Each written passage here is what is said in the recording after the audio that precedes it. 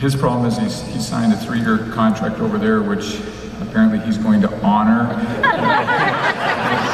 And so I would think next year at this time, I would be very surprised if he doesn't want to come back and play over here in Nashville and the National Hockey League. And again, I guess you can throw money at somebody so they won't come back, but I do think he wants to play in the best league.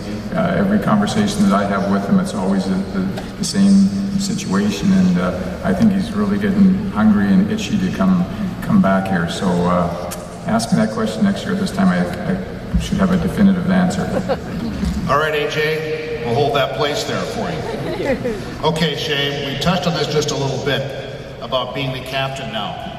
Are there any captains for whom you have played now that you want to borrow from, to use some of the methods they use to run the room? You know what, I think everyone kind of leads in their own way. I don't think you really want to try and follow someone, because then you're going out of your own, the way you do things. And I'm gonna be the same guy. Obviously, I'm gonna play the same way, and I'm gonna play hard every night, and hopefully guys will follow and things will go the right direction. Thank you, Shea. James Lewis of Franklin, a question for Tom Cigarran. Tom, fans understand the Predators may not spend to the cap, but is ownership committed to doing what's necessary to compete for and win the Stanley Cup? The answer is yes.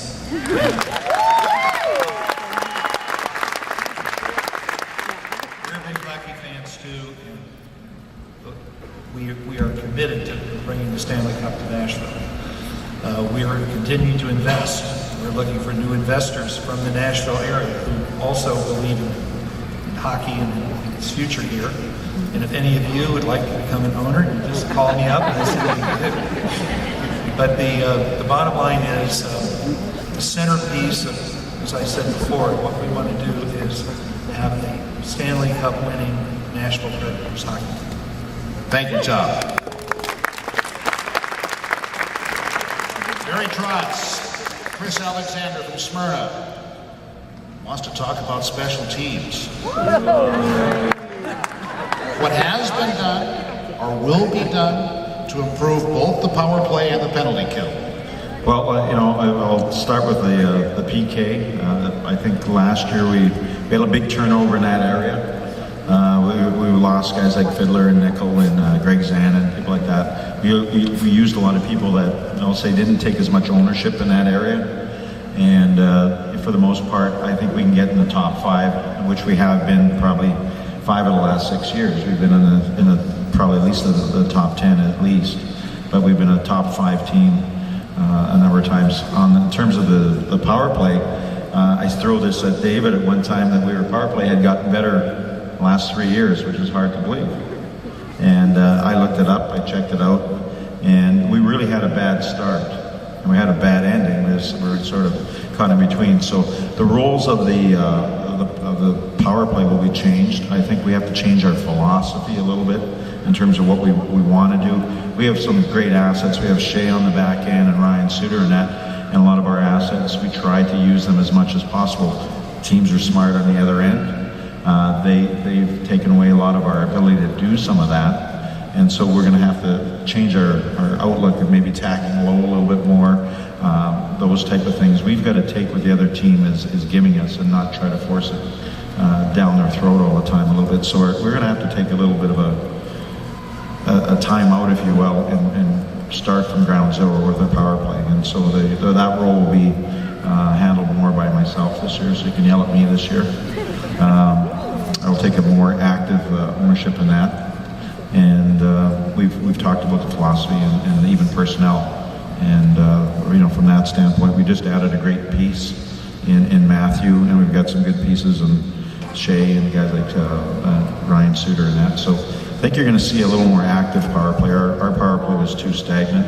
Yes. I know that, you know that, and we just got to be more productive. Anytime that you're like 0 for 46 to start the season, it is pretty hard to get your totals up all year. So no matter what we did all last year, it was going to be real hard to get really high up in the totals. But if we can have the middle 40 games where our power play is actually pretty good, and just stretch it out a little bit more, hopefully we can do that. But it's going to be a mindset that we're going to try to change here.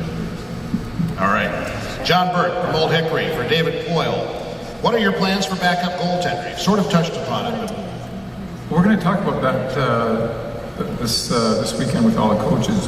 Right now, as I said, we're very confident in Pekka as being our #1 goaltender, and we're also very confident in the young goaltenders that we have coming. I named them in Deccanus, Pickard, Smith, and Lindback. Whether it's their time to play in the NHL or whether we should go get a more veteran second goaltender, that's what we're going to talk about this weekend and make a decision from there. So